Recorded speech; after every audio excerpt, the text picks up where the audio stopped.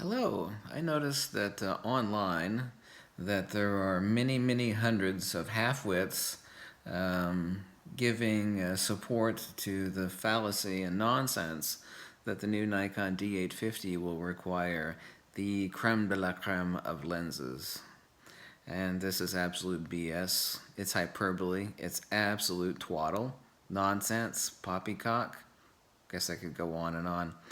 It is the case, obviously, with any crop sensor camera, whether that be a Nikon D500 or a Fujifilm or anything else, that a crop sensor, if using a full-frame lens on a crop sensor camera, is always using the best of every lens. Now, it doesn't matter whether the lens was made 80 years ago or it came out 8 months ago. Every crop sensor camera always uses the best part of any lens, just like cutting the crust off of your bread.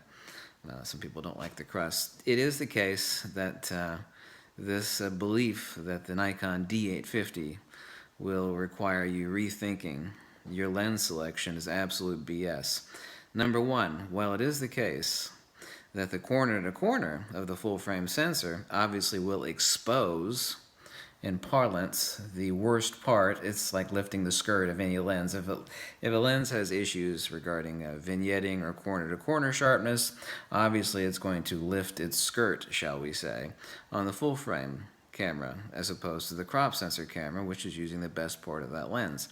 However, the notion that the D850 will require, the topmost of lenses is absolute poppycock and absurd twaddle. I have over 400 lenses. The notion that the D850 will require special lenses is no more different than the D750, which is a 24 megapixel camera, requiring better lenses than the Nikon D500 because the corner-to-corner exposure of the lens circle of projection exposes corner-to-corner sharpness issues if they are present in a slightly inferior lens. So you can certainly rest at ease that the hundreds and hundreds of people who are going off half-cocked with half a brain that are commenting online that this is going to be an issue for those purchasing a Nikon D850 is absolute rubbish. Number one, the pixel pitch on the Nikon D850 is exactly the same as on the Nikon D500. While it is a BSI sensor, a backside illuminated sensor, with different characteristics, actually it has improved gain and better low light performance because it is backside illuminated structure as far as the wiring and the architecture of the sensor itself. Actually, it'll actually have better performance on a slightly less superior lens with not so awesome corner-to-corner sharpness as far as the gain corner-to-corner where vignetting occurs. You're able to actually bring those details out in Photoshop or Lightroom better on a BSI sensor as opposed to a conventional sensor. So in that case, the D850 would be better than a Nikon D750 or the Nikon D810 on corner gain.